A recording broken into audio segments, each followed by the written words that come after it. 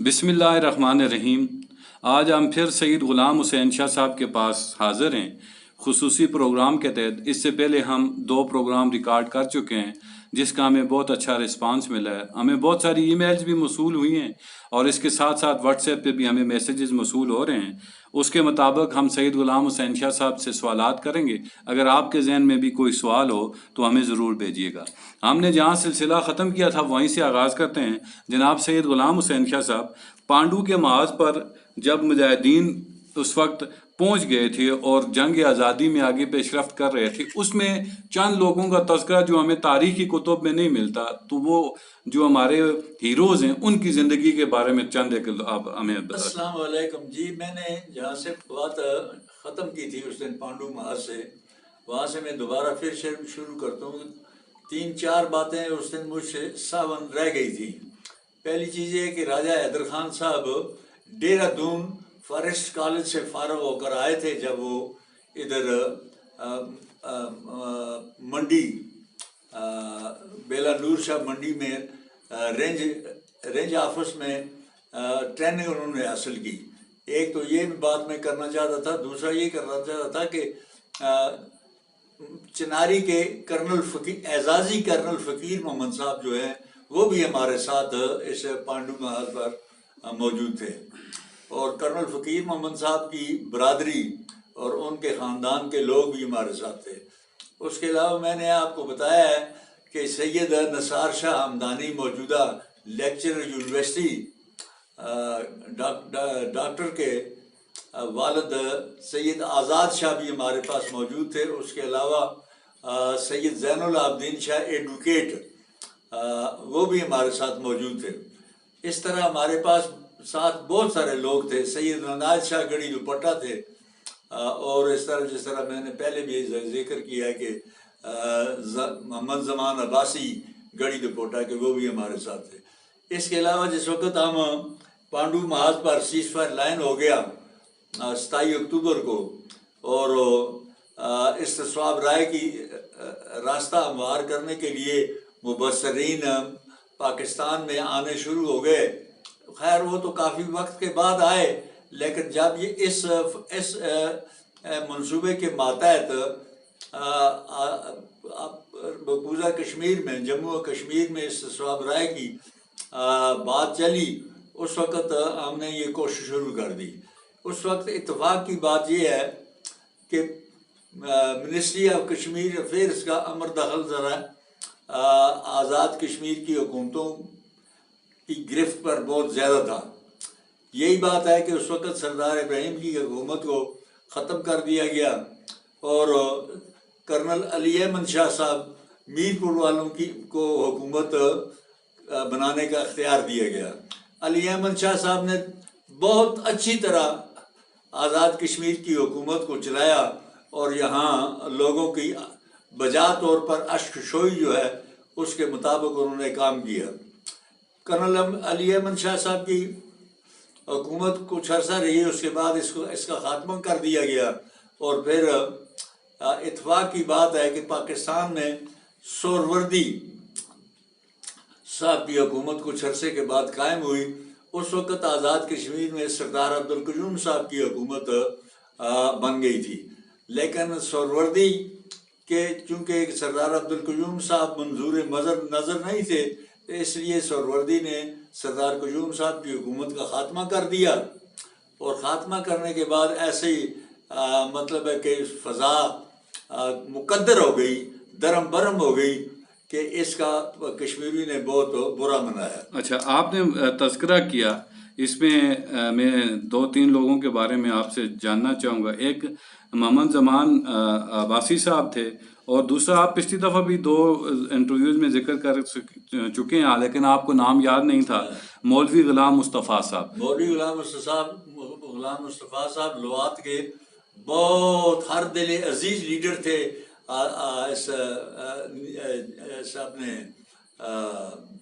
इस वैली के अपने मुजफ्फराबाद की वादी नीलम से के बहुत हर दिल अजीज लीडर थे। इन्होंने बहुत काम किया اور انہوں نے نیلم ویلی میں جو ہے وہ آزادی کی روح لوگوں کے اندر بیدار کی. اور اسی طرح میں نے آپ کو کہا ہے کہ سردار حبیب اللہ خان جو ایک بہت بڑے اور منتظم تھے، جو آزاد کشمیر میں جو وزیر قائم ہوئے، گل خندہ ان کے والد محترم تھے، انہوں نے بھی. ان کا تعلق کس جگہ سے تھا؟ اس کا تعلق تھا اپنا پیچھے کیا نام ہے اس کا جی، کیل سے. کیل سے. اچھا. سردار حبیب اللہ. آپ نے تذکرہ کیا کہ جب وزارت امور کشمیر اور سہروردی حکومت کا کرنل شیر محمد کی حکومت کا قیام کیسے عمل میں آیا اور اس کی ضرورت کیوں محسوس ہوئی؟ کرنل شیر احمد خان کی حکومت اس وقت اس واسطے آپ نے وزارت امور کشمیر اپنے من پسند لوگوں کو آگے سامنے لے آتی تھی. اس وقت آزاد کشمیر کے لوگوں کو اتنی اہمیت نہیں دی گئی بدقسمتی سے. آخر کرتے کرتے یہ وقت بھی آیا کہ کرنل شیر احمد صاحب کی حکومت جب آئی تو سدن قبیلہ جو پونچھ راولاکوٹ میں بہت ہی متحرک اور منظم قبیلہ ہے، اس کو طرح طرح کے مظالم اس پر ڈھائے گئے اور پاکستان کی پنجاب کنسٹیبلری جو ہے وہ کافی تعداد میں بھیجی گئی، جنہوں نے سدن قبیلے کے لوگوں کو بڑی اذیت ناک سزائیں دی، جس کا تذکرہ یہاں اس وقت کیا جانا مناسب بھی نہیں. ذرا مجھے آپ بتائیں کہ پنجاب کانسٹیبلری کی ضرورت کیوں محسوس، کیوں اس وقت تک آزاد کشمیر کے اندر اپنی پولیس یا انتظامیہ حرکت میں نہیں آئی تھی؟ لیکن یہ ہے جی کہ سدن قبیلہ جو ہے وہ انتہائی منظم اور عسکریت پسند تھا، اور عسکری اعتبار سے ان کی ٹریننگ اور بہت اعلیٰ معیار کی تھی. اس واسطے آزاد کشمیر کی پولیس ان کے ساتھ نہیں چھیڑ سکتی تھی. کسی مسئلے کے تحت بھی پنجاب کانسٹیبلری کو امن کے لیے یا اپنی ریٹ آف گورنمنٹ کو اور اس نے بڑے ظلم و ستم ڈھائے، جن کو صفحہ کرتاس پہ لانا اس وقت مناسب نہیں ہوگا. تو 1960 کے بعد کے ایچ خورشید کی حکومت کا قیام ہوا. کے ایچ خورشید نے بڑی عزت پائی اور پاکستان کے اندر اور آزاد کشمیر کے اندر اور مقبوضہ کشمیر کے اندر لوگ ان کو بڑی عزت کی نگاہ سے دیکھتے ہیں. کے ایچ خورشید اصل میں اس 1960 کی دہائی میں مسلم کانفرنس کے پلیٹ فارم سے مسلم کانفرنس نے ان کو اپنے نمائندے کے طور پر پرووائڈ کیا کہ اس کو حکومت سونپی جائے. جب ان کو حکومت سونپی گئی اور آزاد کشمیر میں کے ایچ خورشید صاحب کی حکومت معرض وجود میں آئی تو انہوں نے نظریہ علاقے پاکستان سے انحراف کر دیا. انہوں نے اس بنیادی نظریہ جس نظریے پر مسلم کانفرنس کا قیام تھا یا حکومتوں کا قیام بعد میں آتا رہا، اس سے انحراف کیا، جس وجہ سے مسلم کانفرنس ان سے علیحدہ ہو گئی. اور اتفاق کی بات ہے کہ اس وقت بنیادی جمہوریتوں کا بھی پاکستان میں بھی قیام ہو چکا تھا اور آزاد کشمیر میں بھی بنیادی جمہوریتوں کا قیام عمل میں لایا گیا. اس وقت چوکیداری اور نمبرداری سسٹم کا خاتمہ کیا گیا اور آزاد کشمیر میں مالیہ کی معافی کا بھی اس وقت نوٹیفیکیشن جاری ہو گیا. مقبوضہ کشمیر اور آزاد کشمیر کے اندر جو کثرت رائے ہے یا عوام جو ہے وہ علاقے پاکستان کی نظریے کی حمایت کرتی ہے. جب کے ایچ خورشید صاحب نے نظریہ پاکستان کا انحراف کیا تو عوام کے اندر ان کو کتنی پذیرائی ملی؟ ان کو پذیرائی اس واسطے نہیں ملی کہ جس وقت 1970 میں الیکشن ہوا تو ان کے نظریے سے اور سردار ابراہیم بھی سردار عبدالقیوم صاحب کے مقابلے میں پریزیڈنٹ شپ کے امیدوار تھے، لیکن ان کو بھاری اکثریت سے دونوں ان لیڈروں کو جو ہے وہ شکست فاش دی گئی اور سردار عبدالقیوم صاحب برسر اقتدار آئے. تو علاقے پاکستان اور نظریہ علاقے پاکستان کی مسلم کانفرنس کا جو نظریہ ہے اس کی بہت زبردست پذیرائی اس وقت بھی تھی اور آج بھی دن بدن بڑھ رہی ہے. اس کے ساتھ آپ مجھے بتائیں کہ یہ ایک چھوٹا سا خطہ ہے، اس میں بڑے اچھا نظام چل رہا تھا، تو فوجی حکومت کی ضرورت کیوں کر محسوس ہوئی اور اس کو فوجی حکمران آئے اور انہوں نے کیسا ڈیلیور کیا؟ کیا انہوں نے جمہوری حکومتوں کے مقابلے میں کام کر پائے؟ بہت آپ نے اچھا سوال کیا. یہ 1970 کے جو الیکشن ہوئے وہ جن میں سردار عبدالقیوم صاحب بھاری اکثریت سے کامیاب ہوئے، اس سے پہلے جنرل عبد الرحمان کی care taker government university of Kashmir affairs نے بنائی تھی جنرل عبد الرحمان کی. بہت اچھے اور شریف آدمی تھے. اور اتفاق کی بات ہے کہ جنرل عبد الرحمان کو میں ملا ہوں. میرے ساتھ ایک دو دوست جماعت اہل حدیث کے اور بھی تھے. ہم نے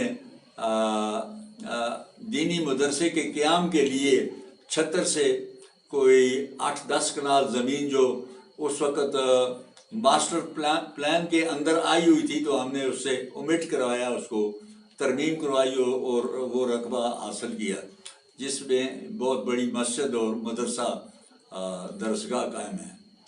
تو آپ نے تذکرہ کیا چلیں مذہبی لحاظ سے کیا, تو آپ کا خاندان مذہبی لحاظ سے بھی پورے آزاد کشمیر اور مظفر آباد کے اندر معتبر ہے. ذرا آپ غلام رسول شاہ بخاری صاحب کے بارے میں بتا دیں کہ وہ کہاں سے پڑھے ہوئے تھے اور ان کی خدمات کیا ہیں جس کی وجہ سے آج پورے مظفر آباد کے اندر دین کی طرف رغبت ہے, ان کے طلبہ آج بھی خدمات سر انجام دے رہے ہیں. جس طرح کہ میں نے گزشتہ بھی آپ سے کہا ہے اور میرا خیال ہے کہ میری ویڈیو انٹرویو میں یہ بات آئی ہے کہ سید اسماعیل شہید اور سید شاہ شہید کی تاریخ آزادی کشمیر, شاہ شہید اور سید اسماعیل شہید نے چونکہ ایک تاریخ انگریز کے خلاف قائم کر رکھی تھی جس کا مطلب یہ تھا کہ وہ دلی کے 2 شہر تھے, بانس بریلوی اور رائے بریلوی. اچھا, بانس بریلوی اور رائے بریلوی, بریلی. ادھر سے ہو کر وہ پنجاب سے ہوتے ہوئے لوگوں کو ٹریننگ دیتے ہوئے تدوات نصیحت تبلیغ کرتے ہوئے اللہ کے فضل و کرم سے یہ سرحد میں آ گئے اور چمرکند بلخ تک. یہ غلام رسول شاہ بخاری صاحب کا آپ سے تعلق کیا تھا؟ میں آپ سے بات کرتا ہوں, تسلسل ٹوٹ جائے گا, ٹوٹنا نہیں چاہیے. تو یہ آتے آتے جس وقت یہ ہزارے میں پہنچے اور خصوصاً بالاکوٹ میں پہنچے تو گندارا سنگھ ایک جرنل تھا برٹش آرمی کا, تو اس کے ذریعے یہ بٹی کوٹ کے مقام پر اور بالاکوٹ کے مقام پر سید اسماعیل شہید اور سید شاہ شہید کو شہید کر دیا گیا. اور ان کے کثیر مجاہدین جو ہیں وہ یہ آزاد کشمیر کی سرحد تک جو ہے وہ ڈپلائی ہو گئے. حتیٰ کہ یہ میں جس گاؤں میں رہ رہا ہوں پاجگراں, اس سے پیچھے ہے شہید گلی, اس وقت اس کو کہتے تھے لمیاں پٹیاں سے لے کر گلوٹی گلی تک شاہ شہید کے اور سید اسماعیل شہید کے جو مجاہدین ڈپلائی تھے ان کے راشن منی اور خورد و نوش کا سامان جو ہے اکٹھا کرنا اور ان کو جا کے دینا, یہ ہمارے خاندان کا ذمہ داری تھی. اور یہی ہے کہ سید رسول شاہ بھی اس تاریخ سے اتنے متاثر تھے کہ وہ بعد میں ہندوستان میں چلے گئے اور امرتسر کے اپنا دیوبند سے نہیں وہ اہل حدیث مدرسے سے فارغ ہو کر آئے اور اپنے امرتسر سے مولانا امرتسری جنہیں شیر پنجاب بھی کہا جاتا ہے, وہ سید رسول شاہ صاحب کے ساتھ پڑھتے تھے اور دونوں ہم اثر تھے, اور وہ گائے بگائے جو ہے اکٹھے دورے یہ سرحد میں اور پکھری میں کیا کرتے تھے, جن کے خطوط میرے پاس موجود ہیں. تو یہ اللہ کے فضل و کرم سے توحید و سنت کی دعوت کا کام فریضہ جو ہے وہ بھی میرے خاندان نے اس ملک میں دیا. یہی بات ہے کہ ہڈورا, پاجگراں, بانڈی سما اور یہ کڑیاں, دراڑ, پرسچا اور اس طرح کی یہ دوسرے گاؤں اور دیہات میں جو آج تو توحید و سنت کا پرچار ماشاءاللہ اسی علاقے سے یہ بھی اعزاز حاصل ہے کہ غلام رسول شاہ صاحب نے جو پودا لگایا اور وہ ہمارے جو حرمین شریفین کے اندر ایک امام بھی رہے, وہ ان کا تعلق بھی کڑیاں منڈل سے تھا اور وہاں بنیاد رکھنے والے سید غلام رسول شاہ بخاری صاحب تھے. یہ بھی بڑے اعزاز کی بات ہے آپ کے خاندان کے لیے. یہ آزاد کشمیر میں توحید و سنت کے پرچارک کی حیثیت سے جو ہے یہ ہمارے خاندان نے کام کیا. تو میں بات کر رہا تھا کہ یہ شاہ شہید کے اور سید اسماعیل شہید کے جو ڈپلائی شدہ مجاہدین تھے, ان کی خدمت خاطر کی تواضع کی جو ہے مدد امداد کی وہ فرائض بھی ہمارے خاندان نے دیے. اس وقت یہ پاجگراں کے سامنے ہے پلیٹ میں قلعہ، اس قلعے کے اندر یہ دشمن افواج جو ہے وہ منجنیقوں سے ذریعے شہید گلی پر بمبارڈمنٹ کرتے تھے، جس کے گولے 1947 کی جنگ کے بعد بھی اس قلعے میں موجود تھے، ایک کلو 2 کلو آدھے کلو کے۔ چلیں تھوڑا آگے بڑھتے ہیں، ذرا فوجی حکومتوں کے حوالے سے بات کرتے ہیں جو قیام عمل میں آیا، جہاں جنرل ایاد خان کو بڑی عزت کی نگاہ سے دیکھا جاتا ہے اور کہا جاتا ہے کہ جتنا جمہوری حکومتیں مل کے نہیں کر سکتی ایک اس بندے نے ڈیلیور کیا۔ آج جتنا بھی انفراسٹرکچر ہے، آپ بجلی کا نظام دیکھتے ہیں، مواصلات کا نظام دیکھتے ہیں، سڑکوں کا نظام دیکھتے ہیں، اس کی بنیاد جنرل ایاد خان ہے۔ کیا یہ کتنی حد تک درست ہے؟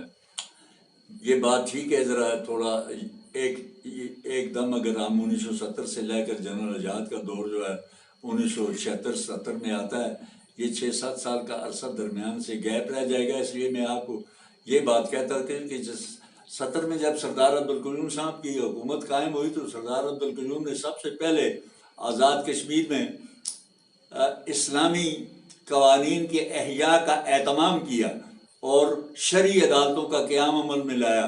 اسی طرح شرعی ہر فوجداری عدالت میں جو ہے وہ ایک مفتی کو بٹھایا گیا اور ان کو یہ کما حق ان کا جو اعزاز تھا، جو ان کا منصب تھا، اس منصب کے مطابق انہوں نے عدالتی فیصلوں کے اندر ان کا عمل دخل تھا۔ اور اس کی ایک عظیم مثال یہ ہے کہ یہ پاکستان میں اس وقت پیپل پارٹی کی حکومت قائم ہو چکی تھی۔ پیپل پارٹی کو سردار عبدالقیوم صاحب کی ان اصلاحات سے ذرا چڑ تھی کہ یہ آزاد کشمیر کا سردار عبدالقیوم خان ایک بیکورڈ علاقے کا جو ہے وہ ہم سے زیادہ اصلاحات کا نفاذ نہ کرے، تو سردار عبدالقیوم کی حکومت کا تختہ الٹنے کے لیے پی پی کی حکومت نے بھٹو صاحب کا نام لینے میں کوئی مجھے آر نہیں ہے، بھٹو صاحب نے اس وقت یہ بہت اچھا فعل نہیں بلکہ ان کا یہ کردار جو ہے قابل نکتہ چینی ہے کہ انہوں نے میجر اورنگزیب اور چیف سیکرٹری زیدی کو وسیع تر اختیارات دے کر آزاد کشمیر میں تعینات کیا، اور ان کے ذریعے بھٹو نے جو اپنی فورس قائم کی ہوئی تھی FSF، اس فورس کے ذریعے سردار عبدالقیوم صاحب کی حکومت کا تختہ الٹ دیا اور سردار عبدالقیوم صاحب کو انہوں نے گرفتار کر لیا۔ اس کی ایک وجہ یہ تو نہیں کہیں کہ پیپلز پارٹی جو ہے سیکولر بنیاد پہ سیکولر نظریہ رکھتی تھی اور سردار عبدالقیوم خان صاحب ایک مذہبی ذہن رکھنے والے، مذہبی رجحان والے تھے، یہ اختلافات بھی تو نہیں تھے؟ یہ بڑے اختلاف تھے۔ سردار عبدالقیوم صاحب کہا کرتے تھے کہ بھٹو صاحب آپ اپنے آپ کو محدود کر رہے ہیں، پیپل پارٹی کا صدر یا سربراہ ہونے کی حیثیت سے کلیم کر رہے ہیں، جبکہ آپ پورے پاکستان کے لیڈر ہیں۔ سردار عبدالقیوم صاحب ان کو بڑی عزت دینا چاہتے تھے، لیکن بدقسمتی سے انہوں نے سردار عبدالقیوم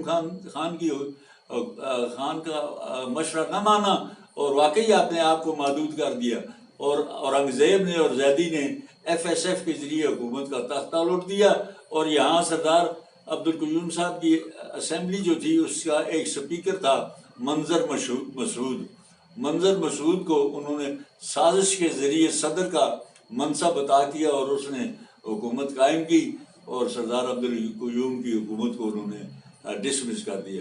بعد میں تعلقات ٹھیک کرنے کے بھی سردار بھٹو صاحب کو ضرورت محسوس ہوئی کہ سردار قیوم سے تعلقات بگاڑ کر وہ ادھر پاکستان میں کوئی اچھی اصلاحات کا نفاذ نہیں کر سکتا۔ انہوں نے سردار قیوم سے اچھے تعلقات، بلکہ ان میں سردار بھٹو صاحب نے سردار شاہ صاحب کو بعد میں بڑے بڑے منصبوں اور ذمہ داریوں پر بھی مامور کیا کہ وہ ہمیں MRD کے ساتھ صلح کرا دیں، اور MRD وہاں ایک بہت ہی زبردست تحریک چل گئی تھی، تحریک بحالی جمہوریت پاکستان میں۔ جب بھٹو صاحب نے 1974 کے انتخابات میں ڈنڈی ماری، انہوں نے اپنی طاقت کے زور سے، طاقت کے بل بوتے پر اپنی پارٹی کی جعلی سیٹیں جو ہے حاصل کرنے کی کوشش کی، تو تحریک بحالی جمہوریت شروع ہو گئی۔ تو انہوں نے بعد میں سردار عبدالقیوم صاحب کو، بلکہ سردار عبدالقیوم صاحب کو انہوں نے یہ صلح صفائی کا یہ سفیر مقرر ٹارگٹ بھی دیا کہ وہ پاکستانی زعماء کے ساتھ میری صلح کرا دیں۔ سردار صاحب نے اس میں کما حقوق کام کیا، اپنے فرائض جو ان کو سونپے گئے تھے وہ انہوں نے ادا کیے، لیکن پانی سر سے گزر گیا تھا، اس لیے سر بھٹو صاحب کی وہ حکومت اس کا خاتمہ ہو گیا۔ تو سردار عبدالقیوم صاحب کی اس حکومت میں جنرل چشتی جو ہے وہ مارشل لا لگانے کا 10 کور کمانڈر تھے جنرل چشتی صاحب، انہوں نے ایاز خان کو جو حاضر سروس بریگیڈیئر تھے ان کو آزاد کشمیر کا صدر بنا کر ادھر بعد میں بھیجا 1975-76 میں۔ تو جنرل ایاز نے واقعی، چونکہ فرد واحد کی حکومت تھی، اسمبلی نہیں تھی، جمہوریت میں بعض کام اچھے، کچھ کام اچھے ہوتے ہیں، کچھ برے بھی ہوتے ہیں، تو ون مین گورنمنٹ جو تھی اس وقت ایاز خان کی، اس نے اچھے کام کیے، تعمیر و ترقی کا بھی کام کیا، اور بجلی اور سڑکیں اور سکول مدرسے یہ بھی اس نے کام کیا، لیکن کچھ خرافات بھی جو ہے اس دور میں سرزد ہوئی، جن کا اس وقت تذکرہ کرنا بات مناسب نہیں ہے، تو انشاءاللہ العزیز میں انشاءاللہ یہ بعد میں عرض کروں گا۔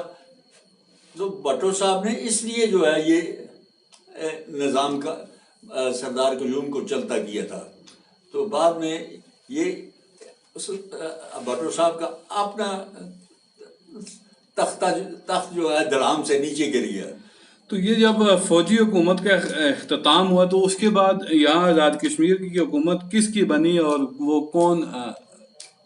جی، یہاں 70 سے 74-75 تک تو سردار عبدالقیوم خان کی حکومت تھی، گو کہ بھٹو صاحب نے اس حکومت کو تخت و تاراج کرنے کے لیے منظر مسعود کو درمیان میں سے سپیکر شپ سے ہٹا کر صدر کا عہدہ دیا، اور جنرل اور اپنا اورنگزیب، میجر اورنگزیب اور زیدی کے ذریعے FSF کا یہاں قیام لایا، اور ادھر قید و بند کی۔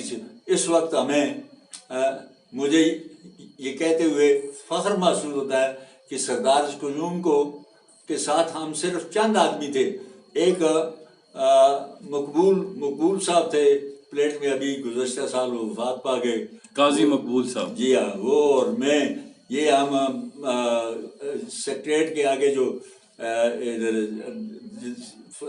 سڑک پر داخل ہونے تک سردار عبدالقیوم کو گرفتار کر کے بڑی جوشیلہ تقریر کی۔ FSF کے دینے بان جو ہے وہ سینکڑوں جوان جو ہیں وہ اپنی گنیں لوڈ ان لوڈ کا موشن کر رہے تھے، لیکن ہم نے ان کے ڈر اور خوف کی بالکل پرواہ نہیں کی۔ یہ تذکرہ بھی کرتے چلیں، آپ خود بھی گرفتار ہوئے، جی ہاں، آپ اپنی ذرا گرفتاری کی وجہ بیان کریں، اور کہاں کہاں کتنی مرتبہ گرفتار ہوئے، اس کی وجوہات کیا تھی؟ اس جگہ سے ہم کو گرفتار کر کے صدارتی ہاؤس لے جایا گیا، سردار عبدالقیوم صاحب کو یہاں سے نکال کے جناب علی 76 کلاس کے مقام سے پھر گرفتار کر کے ان کو جیل میں بند کر دیا گیا، ٹیسٹ کیا گیا، پھر اس کے بعد ہم ادھر اوپر رہے، پھر ہماری تلاشی لی گئی، اور ادھر ہمارے پاس سے جو پیسے کیش منی وغیرہ نکلی وہ انہوں نے رکھ لی، اور ہمیں 3 دن تک پریزیڈنٹ ہاؤس میں گرفتار کیا گیا، اور میں اور صاحبزادہ مقبول صاحب جو ہیں یہ ہم اکٹھے تھے، اس وقت ہمارے ساتھ اور لوگ کوئی بھی نہیں تھے۔ اچھا، ہاں، تو اس کے علاوہ بھی 1957 کی جو تاریخ چلی، اپنا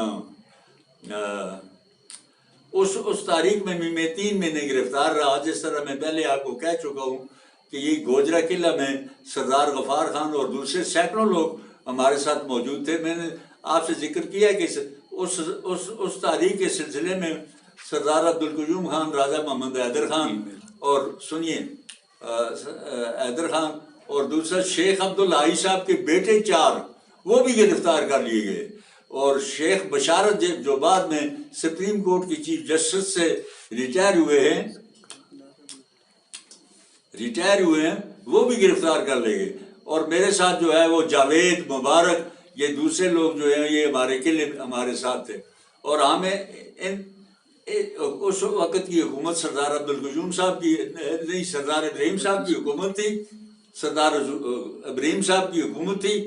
ہم اس حکومت کے خلاف نہیں، بلکہ اصل میں تو پاکستان کے خلاف تھے، اصل میں ہم سیز فائر لائن کو توڑنا چاہتے تھے، اصل میں ہم انڈین گورنمنٹ کے لیے ایک مسائل پیدا کرنا چاہتے تھے اور ہم سیز فائر لائن کو توڑ کر کشمیر میں داخل ہونا چاہتے تھے. تو جب ہم یہاں سے چل کر جائیں اپنے چناری سائڈ پر جائیں، چناری سے آگے چکوٹھی جائیں، راستے سے ہی ہمارے قافلے جو ہیں ان کو گرفتار کر لیا جاتا اور جا کے بالاکوٹ کے مقام پر اور کبھی اپنا بٹراسی کے مقام پر ہمیں چھوڑ کے آ جایا جاتا، کیونکہ ہم نے آتے تھے، ہمارے پاس پیسہ ٹکا بھی یہ تلاشی کر کے لے لیتے تھے، تو وہاں سے پھر پیدل چل کے ہمیں آنا چاہتا، ایک دن 2 دن کے بعد پھر ہم دوبارہ پھر جتھے نکالتے تھے.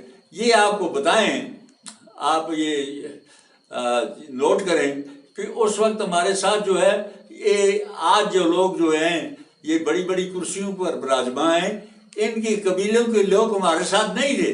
اس وقت عام لوگ جو ہیں، عوام جو ہیں وہ تھے. ہمارے ساتھ شبیر شاہ تھا، یہ اپنا جو ہے اپنا زاہد امین تھا، اور یہ مبارک تھا، اپنا شیخ بشارت کے بھائی جاوید تھا، مبارک تھا. ایسے لوگ جو ہیں ہمارے ساتھ یہ جتھوں میں نکلتے تھے. تو ہم نے اللہ کے فضل و کرم سے بہت اچھا کام کیا. ماشاءاللہ انٹرویو لمبا ہو گیا، آپ کی تھکاوٹ بھی نظر آ رہی ہے. تو ماشاءاللہ آپ کی اس جو آپ کا ہسٹری ہے، آپ کے پاس جو نالج ہے، ہمیں انڈیا سے AMU کے جو PhD کر رہے ہیں انہوں نے ایک ای میل پہ بھیجی ہے، وہ کچھ سوال پوچھنا چاہتے ہیں کشمیر کے حوالے سے. تو انشاءاللہ نیکسٹ نشست میں وہ رکھیں گے. یہ ڈاکٹر جاوید احمد اینگر صاحب ہیں، عبدالحسیب میر صاحب ہیں، PhD political science AMU، PhD history AMU. یہ ہم ای میل آپ کو دکھا دیتے ہیں. ماشاءاللہ آپ کے انٹرویوز کو پسند کیا جا رہا ہے، دنیا دیکھ رہی ہے، اور وہ ان کی کوشش ہے کہ آپ اس کو ان کے بارے میں بتائیں. تو انشاءاللہ ہماری جو نیکسٹ نشست ہوگی اس پر ہم انشاءاللہ ان بھائیوں کو، یہ ان کے نام بھی اور نمبر بھی اور ای میل سارا آ گیا ہے، ان لوگوں نے کویشچن کیے ہیں، اس حوالے سے آپ سے نیکسٹ نشست کریں گے. میں اپنی معلومات کے مطابق انشاءاللہ آپ نے آخری انٹرویو، آئندہ والے انٹرویو میں ان کے بارے میں جو معلومات میرے پاس ہیں وہ میں آپ کے ساتھ شیئر کروں گا. اس وقت جو ہے علی گڑھ یونیورسٹی کے فارغ التحصیل ہمارے ساتھ Syed Manzoor Gilani, retired chief justice supreme court Azad Kashmir, وہ یہاں موجود ہیں. میں ان سے بھی یہ بات کروں گا اسی ای میل کے بارے میں کہ ان کے ساتھ اور کون مظفر آباد کے، یہ دوسرے. ہاں، ہمارا نذیر گولرا جو ہیں، نذیر گولرا ایڈوکیٹ، وہ وفات پا چکے ہیں. وہ بھی اپنے اس علی گڑھ کالج کے فارغ التحصیل تھے، اور وہ بعد میں مسلم کانفرنس میں انہوں نے شمولیت اختیار کی، اور وہ مسلم کانفرنس کے نظریہ علاقے پاکستان کو وہ تسلیم کرتے تھے. اس لیے آزاد کشمیر کی اکثریت جو ہے وہ نظریہ علاقے پاکستان کی اس وقت بھی حامی تھی اور آج بھی حامی ہے، اور روز بروز اس میں اضافہ ہوتا چلا. اور انشاءاللہ وہ وقت دور نہیں کہ انشاءاللہ ہم تمام سارے مقبوضہ جموں و کشمیر کو آزاد کرا کے پاکستان کے ساتھ الحاق کریں گے. اس بارے میں ہمارے ساتھ میری اس دن ذرا ایک لغزش ہو گئی تھی کہ میں نے کہا کہ سردار سکندر کی حکومت نے ہمیں سردار سکندر کی حکومت نے ہمیں گرفتار نہیں کیا، حیات خان کی حکومت نے ہمیں گرفتار کیا. 3-4 دفعہ میں، ایک دفعہ گرفتار کر کے مظفر آباد جیل میں بھیجا. اس وقت چودھری نور حسین موجودہ بیرسٹر سلطان محمود کے والد اور اس کے چاچا خادم حسین وہ میرے ساتھ جیل میں تھے. تو ہم کو راتوں رات انہوں نے پلندری شفٹ کر دیا، ان کو یہاں ہی رہنے دیا. ماشاءاللہ آپ خود ایک سیاسی کارکن رہے ہیں. اس پہ ہم ایک پورا انٹرویو ریکارڈ کریں گے. آپ کی خدمات ہیں، آپ نے الیکشن بھی لڑا، اور سردار عبدالقیوم خان صاحب کے آپ پاسبان تھے، ساتھی تھے، اور آخر مرتے دم تک آپ ان کے ساتھ ملاقات بھی رکھی، اور وہ آپ سے مشاورت بھی کیا کرتے تھے. اس ساری معلومات کے بارے میں آپ سے انشاءاللہ ڈسکشن کریں گے، اور ہم یہ لوگوں تک پہنچائیں گے. یہ آپ کچھ دکھانا چاہتے ہیں تو ذرا. ہاں، یہ ایک ہائی کورٹ کشمیر کا ایک فیصلہ ہے، موجود ہے میرے پاس. یہ اس وقت کنور پرمانند صاحب جج ہائی کورٹ کا یہ فیصلہ ہے. یہ کہ عدالتیں اس وقت جو ہے وہ آزاد تھی. انتظامیہ یہ فیصلہ کس بارے میں، آپ ذرا تھوڑی سی اس پہ روشنی ڈال دیں. یہ ایک ہندو کے ساتھ پاجیراں کے سادات کا ایک مقدمہ تھا. جی سیتا رام کے ساتھ، سیتا داس چندر داس بھی اس کو کہتے تھے، سیتا رام بھی تھے. جی اس کے ساتھ مقدمہ تھا. وہ وہ کیس وہ انشاءاللہ العزیز سادات پاجران کے حق میں ہوا. میں نے آپ کو کہا ہے کہ اس وقت عدالتیں آزاد تھیں اور ہماری سٹرگل ایسی تھی اس وقت بھی کہ اس کو نظر انداز نہیں کیا جا سکتا تھا. آج بھی اللہ کے فضل و کرم سے ہم نے جو سٹرگل آزاد کشمیر نے کی ہے اور اس کا ہمیں پورا فخر ہے. بہت شکریہ. انشاءاللہ اگلے نشست میں آپ سے یہ ساری معلومات لیں گے. اللہ تعالیٰ آپ کو لمبی عمر دے، ہمارے سروں پہ سلامت رکھے تاکہ ہم یہ معلومات اگلے لوگوں تک شیئر کریں. جزاک اللہ.